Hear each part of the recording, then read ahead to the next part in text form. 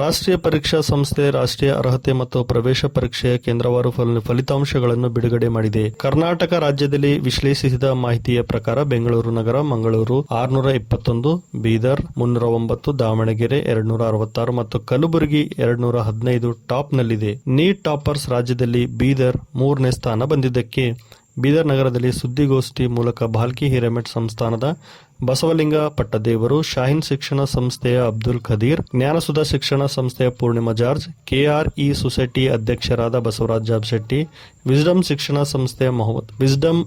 ಸಂಸ್ಥೆಯ Mohammed ಆಸಫುದ್ದೀನ್, HKE ಸೊಸೈಟಿಯ doctor Rajneesh ವಾಲಿ ಮಾತನಾಡಿ ಹರ್ಷ ವ್ಯಕ್ತಪಡಿಸಿದ್ದಾರೆ. ಬೀದರ್ನ 2 ಶಿಕ್ಷಣ ಸಂಸ್ಥೆಗಳು ತನ್ನದೇ ಆದ ಇತಿಹಾಸ ಹೊಂದಿದೆ.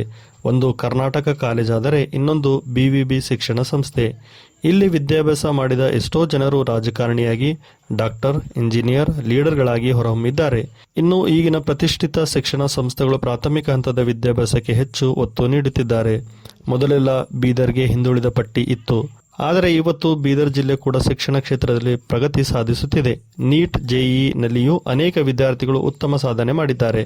ಆದರೆ 10 ಹಾಗೂ ಪಿಯುಸಿ ಪರೀಕ್ಷೆಯಲ್ಲಿ ಮಾತ್ರ ಬೀದರ್ ಜಿಲ್ಲೆ ವಿದ್ಯಾರ್ಥಿಗಳು ಅಷ್ಟು ಒಳ್ಳೆಯ ಪ್ರದರ್ಶನ ನೀಡುತ್ತಿಲ್ಲ.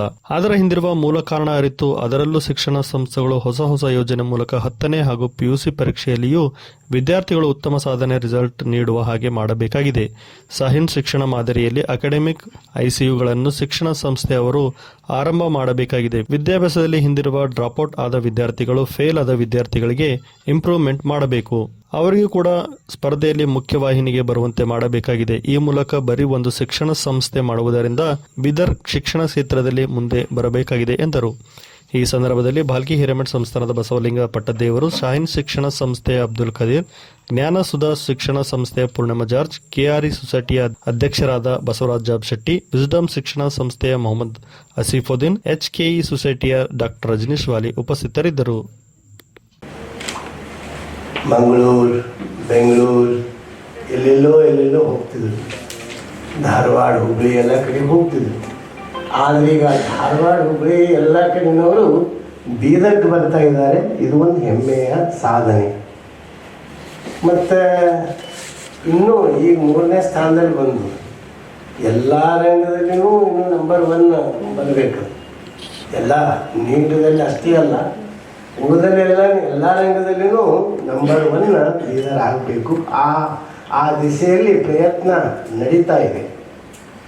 ಮತ್ತು ಈಗಾಗಲೇ ನಮ್ಮ ವಿಶ್ವದ ಅಧ್ಯಕ್ಷ ಹೇಳಿರುವಂತೆ ಎಲ್ಲ ರಂಗದಲ್ಲಿ ಶಿಕ್ಷಣ ರಂಗ ಸುಧಾರಣೆ ಆದ್ರೆ ದೇಶದ ಎಲ್ಲ ರಂಗನೂ ಸುಧಾರಣೆ ಆಗ್ತದೆ. ಶಿಕ್ಷಣ ರಂಗ ಹಿಂದೆ ಬಿತ್ತು ಅಂದ್ರೆ ದೇಶದ ಪ್ರಗತಿ ಕುಂಠಿತ ಆಗ್ತದೆ. ಅದಕ್ಕೆ ಶಿಕ್ಷಣಕ್ಕೆ ಎಲ್ಲರೂ ಒತ್ತು ಕೊಡುವಂಥದ್ದು ಇಂದಿನ ತುರ್ತು ಅಗತ್ಯ. ಮತ್ತಿವತ್ತು ಗುಣಮಟ್ಟದ ಶಿಕ್ಷಣ ಬಹಳ ಅವಶ್ಯಕತೆ ಇದೆ. ಮತ್ತು ಇನ್ನೊಂದು ರಂಗದಲ್ಲಿ ನಾವು ನಮ್ಮ ಜಿಲ್ಲೆ IAS, IPS ಇದು ರಂಗದಲ್ಲಿನೂ ನಾವು ಇನ್ನೂ ಆ ದಿಸೆಯಲ್ಲಿ ಚಿಂತನೆ ಮಾಡೋದು ಬಹಳ ಅವಶ್ಯಕ. ಆ ದಿಸೆಯಲ್ಲಿ ನಾವೆಲ್ಲ ಆಲೋಚನೆ ಮಾಡೋಂಥದ್ದು, ಎಲ್ಲರೂ ಸೇರಿ ಆಲೋಚನೆ ಮಾಡುವಂಥದ್ದು ಭಾಳ ಅದ. ಬೇರೆ ಬೇರೆ ಕಡೆಯವರು ಭಾಳ ಜನ ಸೆಲೆಕ್ಷನ್ ಆಗ್ತಾರೆ. ನಮ್ಮಲ್ಲಿ ಎಲ್ಲೋ ಅಪರೂಪಕ್ಕೆ ಇಲ್ಲೊಬ್ಬರು ಆಗೋದು ನಾವು ನೋಡ್ತೀವಿ. ಇನ್ನು ಒಂದು ಮಾತು ಹೇಳಬೇಕಾದ್ರೆ ಈಗಾಗಲೇ ಅವರು ಹೇಳಿದ್ದಾರೆ, ಪ್ರಾಥಮಿಕ ಶಾಲೆಗಳು ಅದು ಅನುದಾನ ರಹಿತ ಇರ್ಬೋದು, ಅನುದಾನ ಸಹಿತ ಇರ್ಬೋದು, ಸರ್ಕಾರಿ ಶಾಲೆ ಇರ್ಬೋದು. ಪ್ರಾಥಮಿಕ ಮಟ್ಟದಲ್ಲಿ ನಾವು ಹೆಚ್ಚಿನ ಒತ್ತು ಕೊಟ್ಟಾಗ, ಅದರ ಬೆಳವಣಿಗೆಗೆ ಒತ್ತು ಕೊಟ್ಟಾಗ ಉನ್ನತ ಶಿಕ್ಷಣಕ್ಕೆ ಬಹಳ ಇನ್ನೂ ನಾವು ಎತ್ತರಕ್ಕೆ ಬೆಳೀಲಿಕ್ಕೆ ಸಾಧ್ಯ. ನಮ್ಮ ಪಾಲಕರು ಏನು ಮಾಡ್ತಾರೆ ಅಂದ್ರೆ ಪ್ರಾಥಮಿಕ ಶಿಕ್ಷಣ ಇದ್ದಾಗ ಅಷ್ಟು ಮಹತ್ವ ಕೊಡಂಗಿಲ್ಲ.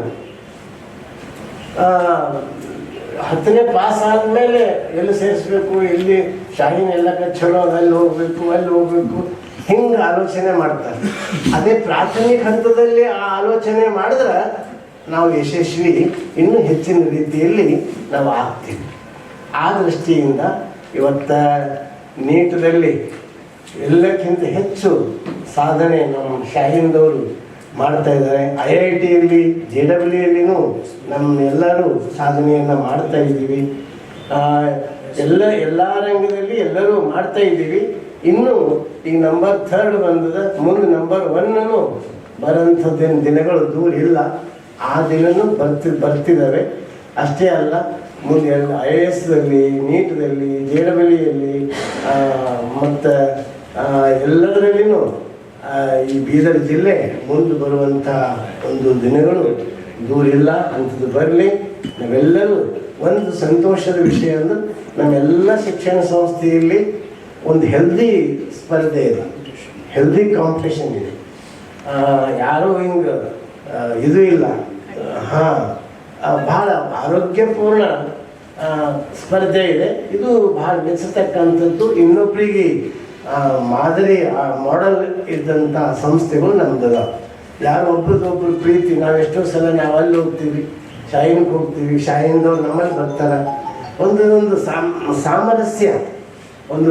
ಸಾಮರಸ್ಯ ಭಾವದಿಂದ ನಾವೆಲ್ಲ ನಡೀತಾ ಇರೋದು ನಮ್ಮ ಜಿಲ್ಲೆಯ ಒಂದು ಹೆಮ್ಮೆಯ ವಿಷಯ ಅಂತ ಈ ಸಂದರ್ಭದಲ್ಲಿ ಹೇಳ್ತಾ, ಎಲ್ಲರೂ ಬೇರೆ ಬೇರೆ ವಿಷಯಗಳನ್ನು ಮಾತಾಡಿದ್ದಾರೆ. ಮತ್ತದನ್ನು ನಾನು ಪುನಃ ಆ ವಿಷಯಕ್ಕೆ ನಾನು ಹೋಗೋದಿಲ್ಲ. ಒಟ್ಟಾರೆ ನಮ್ಮ ಜಿಲ್ಲೆ ಒಂದು ಕಾಲದಲ್ಲಿ ಬಹಳ ಹಿಂದುಳಿದ ಜಿಲ್ಲೆ ಅಂತ ಹಣಿಪಟ್ಟಿ ಇತ್ತು. ಈಗ ಇಡೀ ನಮ್ಮ ಕರ್ನಾಟಕದಲ್ಲಿ ಅಷ್ಟೇ ಅಲ್ಲ, ಮುಂದೊಂದಿನ ಭಾರತದಲ್ಲಿನೇ ಬೀದರ್ ಹೆಸರು ಅದನ್ನು ನಂಬರ್ 1ದಲ್ಲಿ ಬರೋಂಥ ದಿನಗಳು ದೂರಿಲ್ಲ. ಮತ್ತು ಇನ್ನೊಂದು ಮಾತು ಹೇಳಬೇಕಾದ್ರೆ, ಬೀದರ್ದಲ್ಲಿ ಪ್ರತಿಭೆ ಕಡಿಮೆ ಇಲ್ಲ. ಇದು ನಾವು ಮೆಚ್ಚಬೇಕು ಎಲ್ಲರೂ ಗಮನ. ಪ್ರತಿಭೆಗೆ ಇಲ್ಲಿ ನಾವು ಹೆಂಗೆ ಅವಕಾಶಗಳು ಕೊಡ್ತೀವಿ ಹಂಗೆ ಮಕ್ಕಳು ತಯಾರಾಗ್ತವೆ. ಇಲ್ಲಿ ಪ್ರತಿಭೆಗೆ ಇನ್ನೇನೂ ಕೊರತೆ ಇಲ್ಲ. ಇಷ್ಟೇ ಆ ಪರಿಸರ, ಆ ಒಂದು ಇದು ನಾವು ಒದಗಿಸಿದ್ರೆ ಖಂಡಿತವಾಗಿಯೂ ನಾವು ಏನು ಗುರಿ ಇಟ್ಟುಕೊತೀವಿ ಆ ಗುರಿಯನ್ನು ನಾವು ಸಾಧನೆ ಮಾಡಲಿಕ್ಕೆ ಸಾಧ್ಯ ಅದ. ಆ ದಿಸೆಯಲ್ಲಿ ನಾವೆಲ್ಲ ಒಳ್ಳೆಯ ರೀತಿಯಿಂದ ಸಾಧನೆ ಮಾಡೋಣ. ಇನ್ನು ಎಲ್ಲರೂ ಒಬ್ಬರದೊಬ್ಬರು ಶಿಕ್ಷಣ ರಂಗದಲ್ಲಿ ಇನ್ನೂ ಯಾವ ರೀತಿ ಮುಂದುವರಿಬೇಕು ಅಂತ ನಾವೆಲ್ಲ ಚಿಂತನ ಮಂಥನ ಮಾಡಿ ನಾವು ಮುಂದೆ ಹೆಂಗೆ ಹೆಜ್ಜೆ ಇಡಬೇಕು, ಮುಂದಿನ ನಂಬರ್ 1 ಬರಬೇಕಾದ್ರೆ ಏನು ಮಾಡಬೇಕು ಅನ್ನೋದನ್ನು ನಾವೆಲ್ಲ ಆಲೋಚನೆ ಮಾಡಿ ಮುಂದೆ ಹೆಜ್ಜೆ ಇಟ್ಟರೆ ಇನ್ನೂ ನಮ್ಮ ಜಿಲ್ಲೆ ಈಗಾಗಲೇ ಎತ್ತರ ಸ್ಥಾನಕ್ಕೆ ಹೋಗ್ಯದ, ಇನ್ನೂ ಎತ್ತರ ಸ್ಥಾನಕ್ಕೆ ಹೋಗಿ ಅಂತ ಹಾರೈಸಿ ಮತ್ತೊಮ್ಮೆ ಕೊಟ್ಟಿದ್ದಾರೆ. ಈ ಥರದ ಶೈಕ್ಷಣಿಕ ಮುಂದೆ ಬರ್ತಾ ಇದೆ, ಇದರಲ್ಲಿ ಎರಡನೇ ಮಾತೇ ಇಲ್ಲ. ಇವಾಗ 600+ ಥರ್ಡ್ ಪೊಸಿಷನ್ ಬಂದಿವಿ, ಮುಂದೆ ಫಸ್ಟ್ ಬಂದೇ ಬರ್ತೀವಿ. ಅದಕ್ಕೆ ಸೌತ್ ಕರ್ನಾಟಕದ ಟೆನ್ಷನ್ ಆಗ್ಯದ, ಬೀದರ್ ಹೆಂಗೆ ಇಷ್ಟು ಮುಂದೆ ಬರ್ಲತ್ತದ. ಅರ್ಧಾಗಿ ಇಲ್ಲಿಂದ ಇನ್ಸ್ಟಿಟ್ಯೂಟ್ಸ್ ವರ್ಕ್ ಮಾಡ್ತಾರೆ, ಡೇ ನೈಟ್ ವರ್ಕ್ ಮಾಡ್ತಾರೆ ಅಂತ ಬರ್ತಾರೆ, ಇಲ್ಲರಿಗೆ ಬರ್ತಿರ್ಲಿಲ್ಲ. ಮತ್ತು ಇನ್ನೊಂದು ನಾನು ಕದೀರ್ ಅವ್ರ ಹತ್ರ ನೋಡಿದ್ದೆ, ಕದೀರ್ ಮಾಮಾನೆ ಅಂತ ಅವರಿಗೆ, ಅವ್ರ ಹತ್ರ AICU ಅಂತಂದು ಮಾಡಿದ್ದಾರೆ, ಬಹಳ ಚೆನ್ನಾಗಿ ಮಾಡಿದ್ದಾರೆ. ಅಂದ್ರೆ ನಾವು ಹಿಂಗೆ ICU ಇರುತ್ತೆ ಗೌರ್ಮೆಂಟ್ ಹಾಸ್ಪಿಟಲಲ್ಲಿ, ಇಂಟೆನ್ಸಿವ್ ಕೇರ್ ಯೂನಿಟ್, ಅವ್ರ ಹತ್ರ ಅಕಾಡೆಮಿಕ್ ಇಂಟೆನ್ಸಿವ್ ಕೇರ್ ಯೂನಿಟ್ ಅಂತ ಮಾಡಿದ್ದಾರೆ. ಅದು ಭಾಳ ಚೆನ್ನಾಗಿ ಇಷ್ಟ ಆಗಿದ್ದಾರೆ. ಎಲ್ರಿಗೂ ಹೇಳ್ತೀನಿ, ಎಲ್ಲರೂ ಆ ಥರ ಮಾಡಬೇಕು. ಯಾರು ಲೈಫಲ್ಲಿ ಓದೇ ಇಲ್ಲ ಅವ್ರಿಗೋಸ್ಕರ ಅವ್ರಿಗೆ ಏನು ಏಜ್ ಇದೆ, ಏಜ್ ತಕ್ಕಂಗೆ ಅವರಿಗೆ ಇದು ಕೊಟ್ಟು, ಎಜುಕೇಷನ್ ಕೊಟ್ಟು, ಅವ್ರಿಗೆ ಡಿಗ್ರಿ ಕೊಟ್ಟು ಇಂಜಿನಿಯರ್ ಡಾಕ್ಟ್ರು ಮಾಡಿದ್ದಾರೆ. ಅದೊಂದು ಭಾಳ ಚೆನ್ನಾಗಿದೆ. ಮತ್ತು ಇನ್ನೊಂದು ನಮ್ಮ ಭೂಮರೆಡ್ಡಿ ಕಾಲೇಜ್ ಹೇಳಬೇಕಾದ್ರೆ, ಇಷ್ಟು ವರ್ಷ ನಾನು ಅಲ್ಲೇ ಓದಿದ್ದೀನಿ. ಹೆಂಗೆ ಅವರು ಅಲ್ಲೇ ಓದಿದ್ದಾರೆ, ಜಫ್ಶೆಟ್ಟನ್ನು ಅಲ್ಲೇ ಓದಿದ್ದಾರೆ, ನಾನು ಅಲ್ಲೇ ಓದಿದ್ದೀನಿ. ಇದೇ ವರ್ಷ ಸೈನಿಕ್ ಸ್ಕೂಲ್ ಸ್ಟಾರ್ಟ್ ಆಗಿದೆ ಇಲ್ಲಿ. ಈ ಸೈನಿಕ್ ಸ್ಕೂಲ್ ಅಂದರೆ ಮುಂಚೆ ನಾವು ಯೋಚನೆ ಮಾಡ್ತೀವಿ, ಸೈನಿಕ್ ಸ್ಕೂಲು ಇವತ್ತು ಏನೋ ಒಂದು ದೊಡ್ಡದದ, ಅದು ಹೆಂಗೋ ಹೋಗಬೇಕು, ಅದು ಆಗದೇ ಇಲ್ಲ. ಬಿಜಾಪುರ ಕೋಚಿಂಗ್ ಒಯ್ದು ಹಾಕ್ರಿ, ಬಿಜಾಪುರ ಕೋಚಿಂಗ್ ಕೊಡ್ರಿ, ಬೆಂಗಳೂರು ಕೋಚಿಂಗ್ ಕೊಡ್ರಿ ಅಂತ. ಅದೇನು ಬೇಕಾಗಲ್ಲ. ಬೀದರ್ನಲ್ಲೇ ಸೈನಿಕ್ ಸ್ಕೂಲ್ ಸ್ಟಾರ್ಟ್ ಆಗಿದೆ. ಇದೇ ವರ್ಷ ಅಡ್ಮಿಷನ್ಸು ಆಗಿದೆ. ಮುಂದಿನ ವರ್ಷ ಅದು ಫುಲ್ ಇನ್ಫ್ರಾಸ್ಟ್ರಕ್ಚರ್ ಸಂಗಟ ಸ್ಟಾರ್ಟ್ ಆಗ್ತದೆ. ಅದಕ್ಕೆ ಶೈಕ್ಷಣಿಕ ಭಾಳ ಚೆನ್ನಾಗಿ ಬರ್ತಾ ಇದ್ದೀವಿ. ನಾವು ಬೀದರ್ ಇನ್ನೊಂದು ಸ್ವಲ್ಪ ದಿವಸದಲ್ಲಿ ಹಿಂದುಳಿದಂತ ಅನ್ನಕ್ಕೆ ಆಗಲ್ಲ, ಅಷ್ಟು ಚೆನ್ನಾಗಿ ಎಜುಕೇಷನ್ ಅಂತ ಮುಂದೆ ಬರ್ತಾ ಇದ್ದೀವಿ. ಮತ್ತೊಂದು ಈ ವರ್ಷ ಮಾತಾ ಮಾಣಿಕೇಶ್ವರಲ್ಲಿ ಒಬ್ಬರು JEE 222 ರ್ಯಾಂಕಿಂಗ್ ತೊಗೊಂಡು ಬಂದಿದ್ದಾರೆ. ಅದನ್ನು ಬಹಳ ಜನಕ್ಕೆ ಗೊತ್ತಿಲ್ಲ. ಅಪ್ಪರೇ 222 ತೊಗೊಂಡಿದ್ದಾರೆ ರ್ಯಾಂಕಿಂಗ್ ಮೇಡಮ್. ಇಷ್ಟೊಂದು ಆ್ಯಡ್ ಮಾತ್ರ ಬೀದರಲ್ಲಿ ಸೆಕ್ಷನ್ ಭಾಳ ಚೆನ್ನಾಗಿ ನಡೀತಾ ಇದೆ. ಮತ್ತು ಮುಂದೆ ಬರೋ ದಿವಸದಲ್ಲಿ ನಾವು ಕರ್ನಾಟಕ ನಂಬರ್ 1ನಲ್ಲಿ ಬರ್ತೀವಿ ಅಂತ ಈ ಮುಖಾಂತರ ಹೇಳಕ್ಕೆ ಬಯಸ್ತೀವಿ. CP college with potential for excellence status ಪಡೆದಿರುವ ಇದು 5ನೇ ಕಾಲೇಜ್ ಆಗಿದೆ.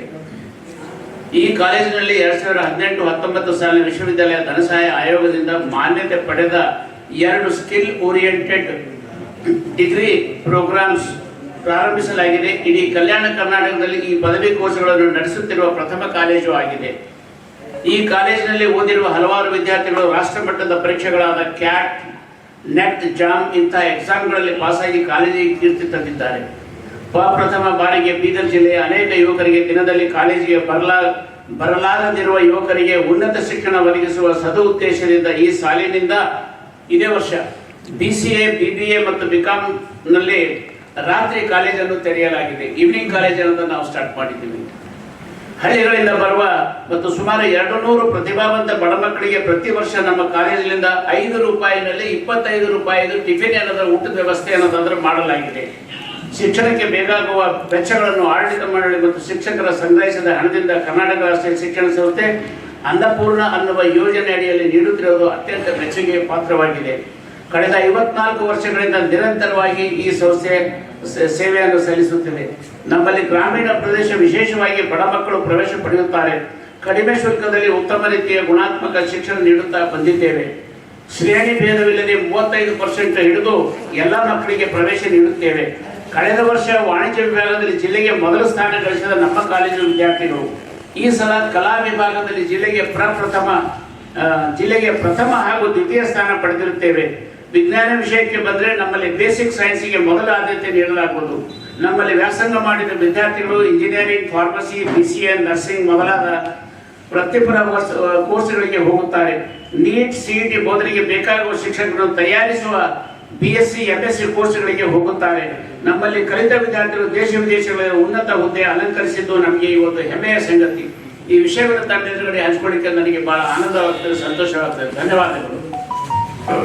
बीदर में और भी कई इंस्टीट्यूशन काम कर रहे हैं. बीदर के 2 मशहूर इंस्टीट्यूशन हिस्टोरिकल BVB कॉलेज और कर्नाटका कॉलेज, कॉमर्स कॉलेज के नाम से जो मशहूर है, वो डिग्री में सर्विसेज दे रहे हैं. और कई इंस्टीट्यूशन हैं जो बेसिक से पढ़ा रहे हैं, जिसमें Guru Nanak public school, Gyan Sudha school और भी कई स्कूल हैं, प्राइवेट स्कूल्स का बड़ा कंट्रीब्यूशन है.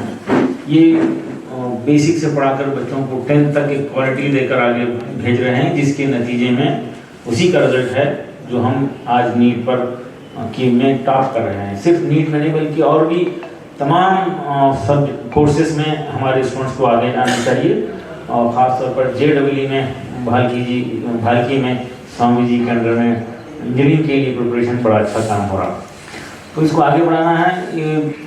हमारा रिजल्ट 10th में बहुत कम आ रहा और हम देख रहे हैं लास्ट 20 ईयर से हाई स्कूल वाले प्राइमरी को ब्लेम कर रहे हैं, कॉलेज वाले हाई स्कूल को ब्लेम कर रहे हैं. ये सिलसिला ख़त्म होना चाहिए. अब जहाँ बच्चे हैं वहाँ पर उनको जस्टिफाई करके उनको इम्प्रूव करके आगे भेजना है. उसके लिए बेसिक्स ठीक करना है. शाहीन में एक एक्सपेरिमेंट हुआ है एकेडमिक ICU के नाम से, AICU के नाम से. किसी भी लेवल का वीक स्मार्ट हो सब्जेक्ट में उसकी मैथमेटिक्स और लैंग्वेज को इम्प्रूव करके फिर उसमें क्लास में इंटरेस्ट लेने के काबिल बनाकर उसको भेजा जा रहा है. अभी डिस्कशन हो रहा था हमारा कि इंस्टीट्यूशन सिर्फ टॉप बच्चों को लेते हैं. ये बात सही नहीं है. बीदर में तमाम इंस्टीट्यूशन हर बच्चे को मौका दे रहे हैं, हर बच्चे को इम्प्रूव करने की कोशिश कर रहे हैं. शाहीन में ख़ास तौर पर ड्रॉप आउट बच्चों को, फेल बच्चों को, रिजेक्टेड बच्चों को लेकर उनको इम्प्रूव करने का लास्ट 15 ईयर से हम ये प्रैक्टिस कर रहे हैं. और वो सिस्टम को पूरे कर्नाटका में फैलाना चाहते हैं, बल्कि इंडिया भर में फैलाना चाहते हैं. एजुकेशनिस्ट जो इंडिया भर से आते हैं, देखते हैं, बड़ा खुश होते हैं, उसको स्प्रेड करने की ख्वाहिश रखते हैं. तो हम वो तमाम इंस्टीट्यूशन जो AICU को समझना चाहते हैं उनको हम इन्वाइट करेंगे, वो एक्सप्लेन करेंगे, वो देखें और अपने अपने इंस्टीट्यूशन में उसको इम्प्लीमेंट करें. ये सिर्फ एजुकेशन के ज़रिए ही बड़ा चेंज आ सकता है. अभी एक सर्वे आया है, अमेरिका में हुआ है, एक सर्वे हुआ है, एक स्टडी भी है, उसमें बताया गया है कि इंडियन एवरेज अपने बच्चों की तालीम पे जितना खर्च करते हैं उसका डबल उनकी मैरिजेस पे खर्च करते हैं. उसमें लिखा है, क्लियरली है कि चाइना और जापान में जो मैरिजेस पे खर्च होता है उससे ज़्यादा इंडियंस करते हैं.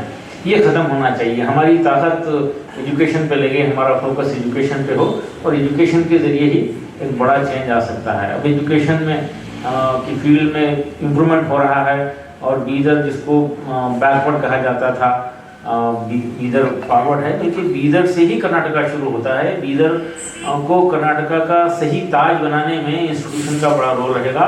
और साथ ही साथ एक फील्ड है जहाँ पर बीदर में इम्प्रूवमेंट की ज़रूरत है. हो रहा है, इम्प्रूवमेंट हो रहा है. हेल्थ फैसिलिटीज़ जो है यहाँ पे इम्प्रूव हो रही हैं कंपेयर लास्ट 10-15 ईयर से. और हम उम्मीद कर रहे हैं कि यहाँ पर ये हेल्थ सेंटर भी बने और लोग शोलापुर से बीदर को ट्रीटमेंट के लिए आए। ऐसे हालात बन सकते हैं। इस फील्ड में हम लोगों को आगे बढ़ना है और सब मिलकर ये काम कर सकते हैं। प्राइमरी एजुकेशन को इम्प्रूव करें और ऐसे ही चीज़ों के ज़रिए हम बीदर में तब्दीली ला सकते हैं।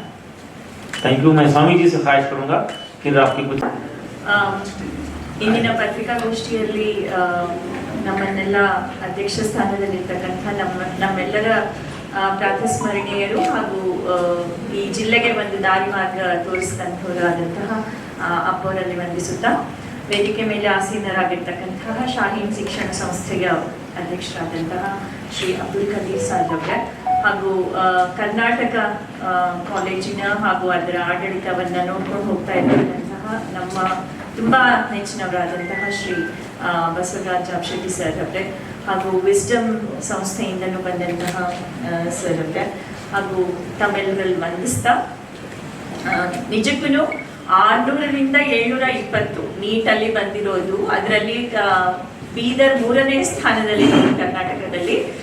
ಬರೀ ಶಿಕ್ಷಣ ಸಂಸ್ಥೆಗಳಿಗೆ ಅಲ್ಲ, ಈವನ್ ಪತ್ರಿಕಾ ಬಳಗದವರಿಗೂ ಬಹಳ ಖುಷಿ ಕೊಟ್ಟಿದೆ ಅಂತಕ್ಕಂಥ ಮಾತನ್ನ ನಾನು ಹೇಳೋದಕ್ಕೆ ಇಷ್ಟಪಡ್ತೇನೆ. ಯಾಕಂತಂದ್ರೆ ನೀವೆಲ್ಲ ಕೊಟ್ಟಿರೋ ರಿಪೋರ್ಟ್ಸ್ಗಳೇನಿದೆ, ಎಲ್ಲ ಏನೇನು ಅದ್ರ ಬಗ್ಗೆ ಮಾತಾಡಿದಿರಿ, ಅದು ಎಷ್ಟು ನಮಗೆಲ್ಲ ಹುರಿ ತುಂಬಿಸ್ತಾ ಇದೆ ಅಂತಂದ್ರೆ ಖಂಡಿತವಾಗ್ಲೂ ರಜನೀಶ್ ವಾಲಿ ಅವರು ಬಂದಿದ್ದಾರೆ, ಅವರನ್ನು ವಂದಿಸ್ತಾ.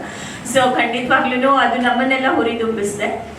ಹೀಗೆ ಸರ್ ಅವರು ಹೇಳ್ದಂಗೆ ಇಡೀ ಶಿಕ್ಷಣ ಒಂದು ಕ್ರಾಂತಿನೇ ಆಗ್ತಾ ಇದೆ ಬೀದರಲ್ಲಿ ಅಂತಂದ್ರೆ ಎರಡು ಮಾತಿಲ್ಲ.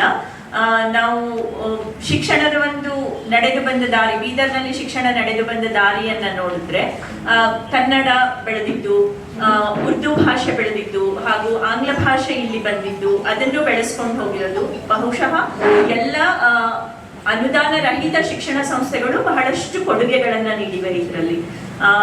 ಮೂಲತಃವಾಗಿ ಯಾವ ಶಾಲೆಯೂ ಪ್ರಾರಂಭವಾದಾಗ ಗವರ್ಮೆಂಟ್ ಇಂದ ಅನುದಾನ ಇದ್ದೇನು ಪ್ರಾರಂಭ ಆಗಿಲ್ಲ, ಎಲ್ಲವೂ ಅನುದಾನ ರಹಿತವಾಗಿ ಪ್ರಾರಂಭವಾಗಿ ಮುಂದೆ ಮುಂದೆ ಬರ್ತಾ ಬರ್ತಾ ಅನುದಾನ ಅವರುಗಳಿಗೆ ಸಿಗ್ತಾ ಹೋಯ್ತು, ಅವರುಗಳು ಬೆಳೀತಾ ಹೋದ್ರು, ಬೀದರ್ ಭಾಗವನ್ನು ಬೆಳೆಸ್ತಾ ಹೋದ್ರು. ಸೊ ಹಾಗಾಗಿ ಅನುದಾನ ರಹಿತ ಶಿಕ್ಷಣ ಸಂಸ್ಥೆಗಳೂ ಕೂಡ ಸಿಂಹಪಾಲು ವಹಿಸ್ತಾ ಇವೆ. ಅದರಲ್ಲಿ ಇವತ್ತು ಈ ವೇದಿಕೆ ಮೇಲೆ ಆಸೀನರಾಗಿರ್ತಕ್ಕಂಥ ಅನುದಾನ ಇದ್ದಂತಹ ಶಿಕ್ಷಣ ಸಂಸ್ಥೆಗಳು ಇದ್ದಾರೆ. BV ಇದೆ, ಕರ್ನಾಟಕ ಕಾಲೇಜ್ ಇದೆ, ಅಂಡ್ ದೆನ್ ಅನುದಾನ ರಹಿತ ಶಿಕ್ಷಣ ಸಂಸ್ಥೆಗಳೆಲ್ಲದವರು ನಾವೆಲ್ಲ ಇದ್ದೀವಿ. ಸೊ ಒಟ್ಟು ಜಿಲ್ಲೆಯನ್ನ ಬೆಳೆಸೋದ್ರಲ್ಲಿ ನಾವೆಲ್ಲ ಕೈ ಜೋಡಿಸಿನೇ ಬೆಳೆಸ್ತೀವಿ ಅನ್ನೋದೇ ಒಂದು ತುಂಬಾ ಸುಖದಾಯಕವಾದಂತಹ ವಿಚಾರ.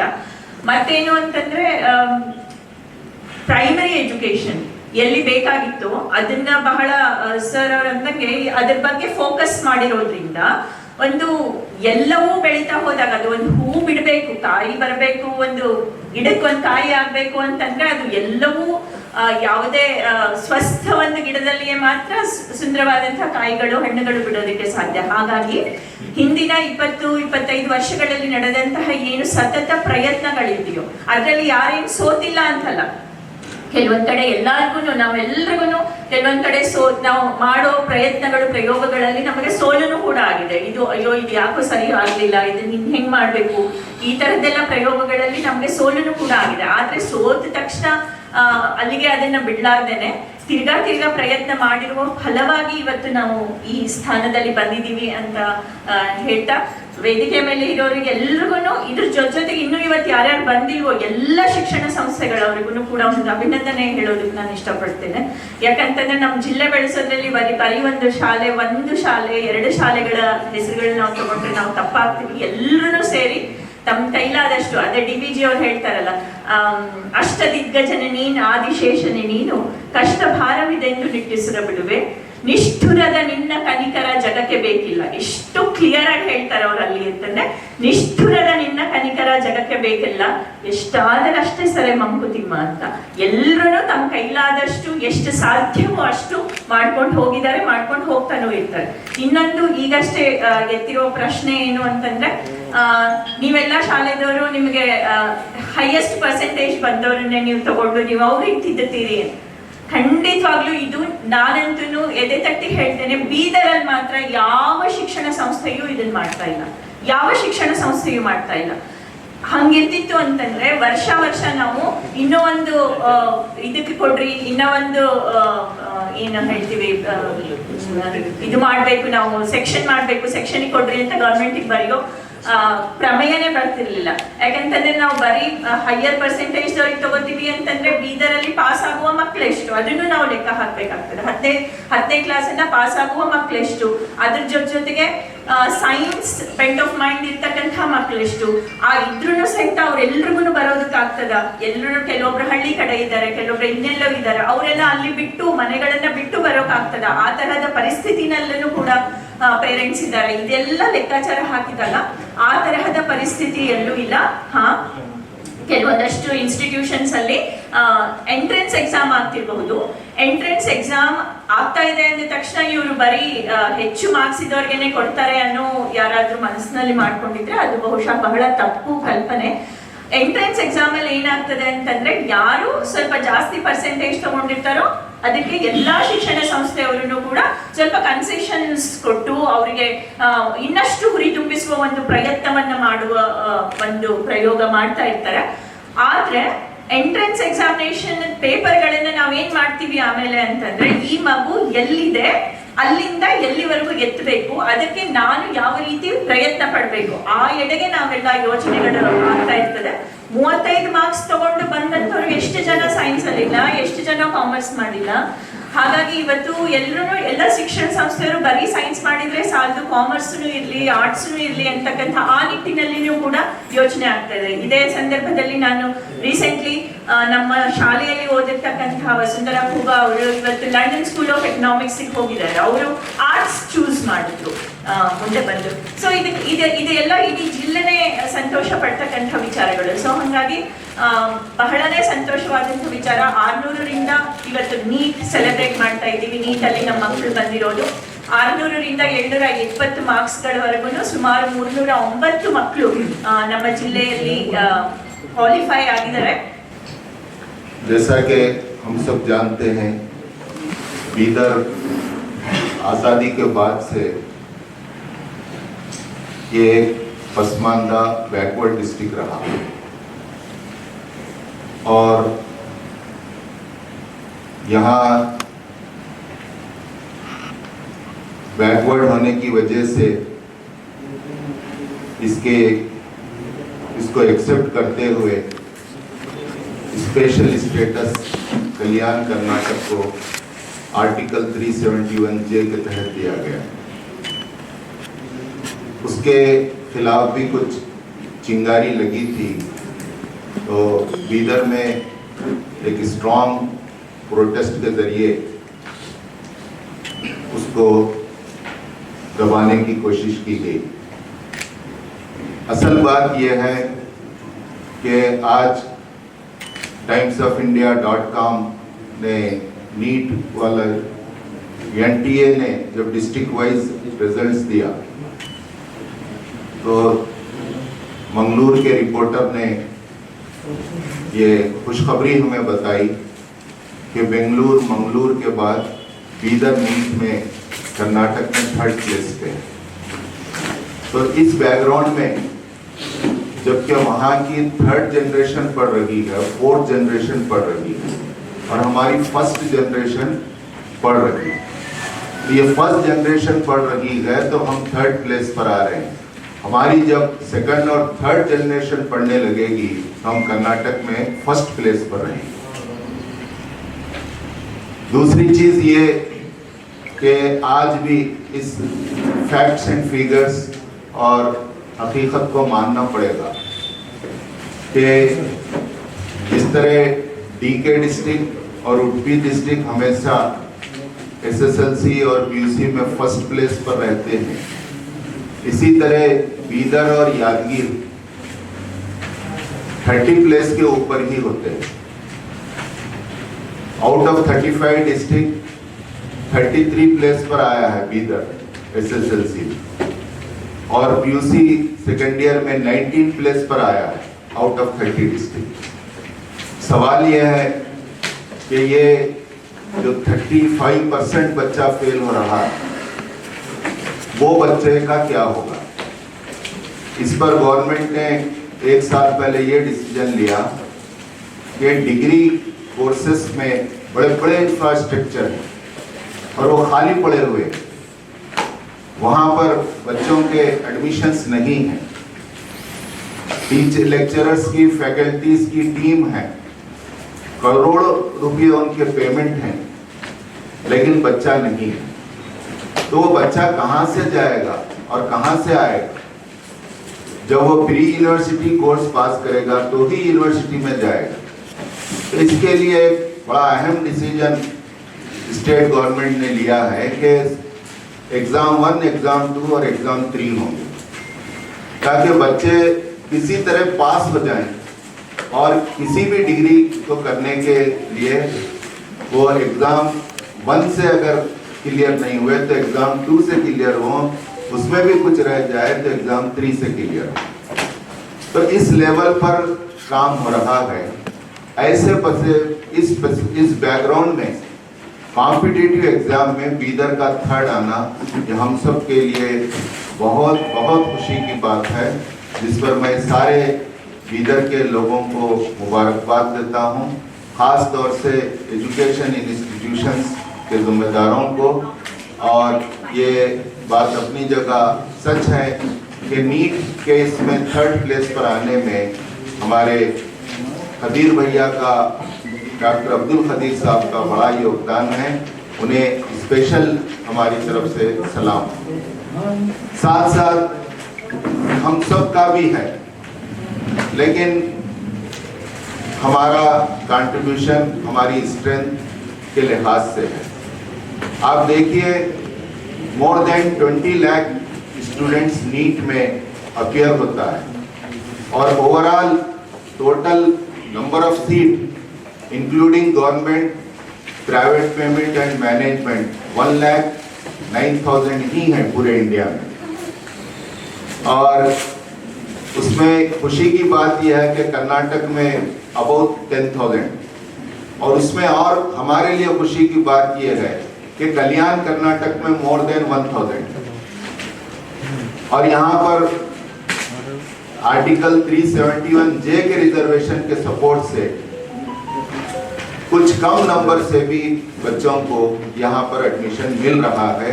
ये हमारे लिए बहुत एक अचीवमेंट की बात है। एक 2-3 बातें और रखना चाहूँगा। हमारे जैसे जो कॉलेजेस हैं उसमें हो ये रहा है कि बच्चे को इंटरेस्ट नहीं है, हम इंटरेस्ट लेकर पढ़ाना पड़ रहा है, वो एक्चुअल एस्पिरेंट्स नहीं है। एक्चुअल एस्पिरेंट्स दूसरी तरफ जाता है, हम उसको इंटरेस्ट हम लेना है और उसको एस्पिरेंट बनाकर पढ़ाना है।